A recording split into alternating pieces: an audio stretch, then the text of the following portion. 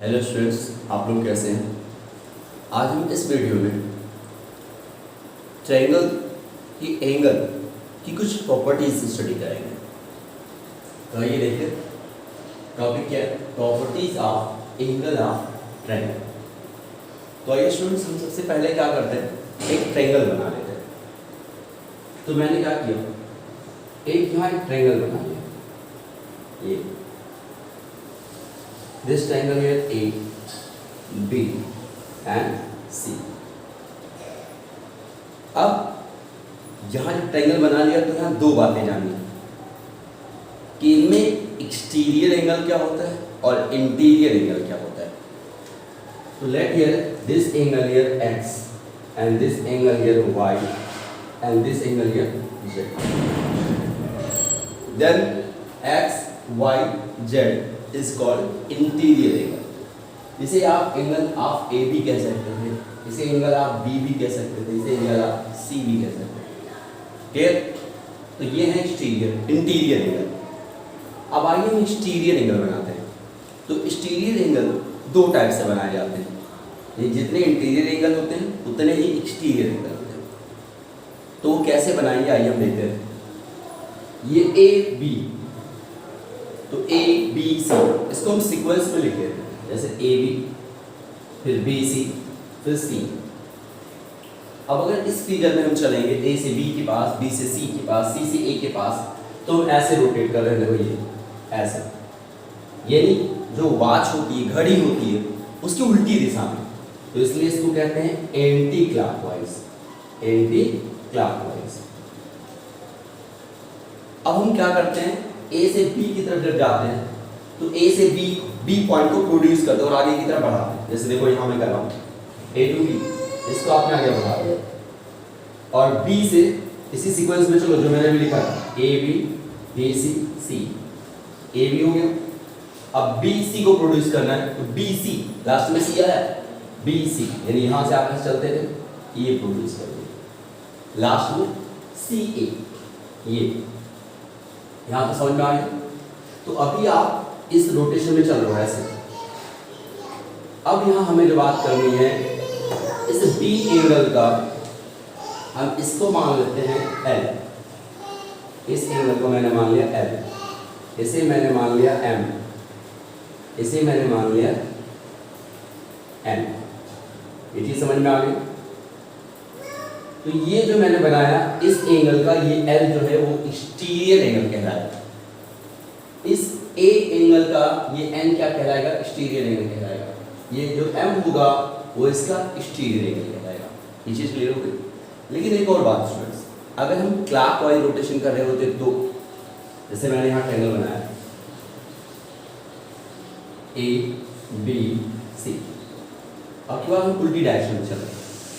उल्टा मतलब B to A, उल्टा है system, C to A, C से हम B की तरफ जा रहे हैं, C to B, B to A and A to C, उल्टी डायरेक्शन में जा रहे हैं। तो इसे हम कहेंगे क्लॉकवाइज डायरेक्शन। क्या कहेंगे? Clockwise direction. इसका मतलब इस तरफ चलेंगे ऐसे। तो आइए B से हम A की तरफ चलते हैं। तो जब हम B से, ये उल्टी डायरेक्शन, इधर नहीं जा रहे, इधर जा रहे हैं ऐसे। तो पहले B से A, आप चाहे C से B, कोई भी उल्टी डायरेक्शन इतना दिमाग में, B से A की तरफ आपने, तो ये हो गया पहले एंगल। इनका इंटीरियर एंगल जो उसमें जैसे लिखा था, यहाँ भी लिख दीजिए X, Y एंड Z। तो आपने B से A प्रोड्यूस किया, फिर A से C प्रोड्यूस करो, और फिर C से B प्रोड्यूस करो। तो यहाँ X का जो इंटीरियर होगा वो ये हो जाएगा, B का जो एक्सटीरियर एंगल हो जाएगा वो ये हो जाएगा, और ये C का एक्सटीरियर एंगल ये हो जाएगा। अब हमें करना क्या है आगे, जैसे यहाँ मैंने इस एंगल को क्या मान लिया, L मान लिया, इसे मैंने M मान लिया, और इसे मैंने N मान लिया। तो ये जो मैंने क्लॉकवाइज बनाया है, जैसे यहाँ इस डायग्राम में A का एक्सटीरियर एंगल क्या था, N था, यहाँ भी A का इंटीरियर एंगल क्या है, N ही है, एक्सटीरियर एंगल N ही है। अब आपके दिमाग में ऐसा कि क्या वैल्यू यहाँ देखो दोनों में डिफरेंट है थोड़ा, ये ऐसे था ये ऐसे जा, लेकिन दोनों की वैल्यू जो होगी सेम है। तो हर एक पॉइंट का दो एक्सटीरियर एंगल होता है, एक क्लॉकवाइज और एक एंटी क्लॉकवाइज। अब किसी भी फिगर में सपोज कर लो कि क्लॉकवाइज चल रहा है, उसी में एंटी क्लॉकवाइज आ जाओगे तो ये गलत हो जाएगा। यानी अगर चल रहे हो तो ऐसे ही चलो या तो फिर ऐसे चलो। यानी एक पॉइंट के दो एक्सटीरियर एंगल होते हैं लेकिन अलग अलग डायरेक्शन में, एक क्लॉकवाइज में और एक एंटी क्लॉकवाइज। और एक और इम्पॉर्टेंट चीज, चाहे जिस तरह से चाहे क्लॉकवाइज या एंटी क्लॉकवाइज से चलोगे, यहाँ एक का एक्सटीरियर एंगल n था और यहाँ का n था, ये दोनों हमेशा इक्वल होंगे। जैसे एग्जाम्पल बताओ, सपोज करो कि ये 30 डिग्री, तो ये लीनियर कैसे कितना होगा 180 डिग्री, तो ये n क्या आ गया, अगर ये 30 है तो ये n क्या आ गया 150 आएगा। यहाँ भी देख लो, अगर ये 30 है तो ये कितना आएगा 150 तो आएगा। तो बस ये चीज़ समझ में आ गई। तो अब इसकी अकॉर्डिंग कुछ प्रॉपर्टी लिखी, मैंने लिख दिया यहाँ कि in this triangle X Y Z are interior angle and L M N are exterior angle. Clear हो गया। अब दूसरी प्रॉपर्टी क्या है कि sum of all interior angle of a triangle is 180 degree. मतलब जितने भी इंटीरियर एंगल होते हैं उनका सम कितना होगा 180 डिग्री होगा। तो यहाँ मैंने लिख दिया sum of all interior angle of a triangle is 180 degree. That is मैं यहाँ लिख सकता हूँ angle A plus B plus C इसका जो कितना 180 डिग्री। एंगल ए को आपने एक्स माना है, वाई एंड जेड, ये चीज समझ में आ गई। अब दूसरा प्रॉपर्टी ये कह रहा है ये जो एक्सटीरियर एंगल होते हैं, जैसे मैंने यहाँ एक्सटीरियर एंगल क्या लिखा एल लिखा है, तो ये किसका एक्सटीरियर है, इस एंगल का ये एक्सटीरियर। तो ये दोनों क्या है इसके अपोजिट इंटीरियर एंगल। मतलब अगर मैं इस एक्सटीरियर एंगल का अपोजिट इंटीरियर एंगल पूछूं तो कौन कौन सा है, जेड और एक्स है।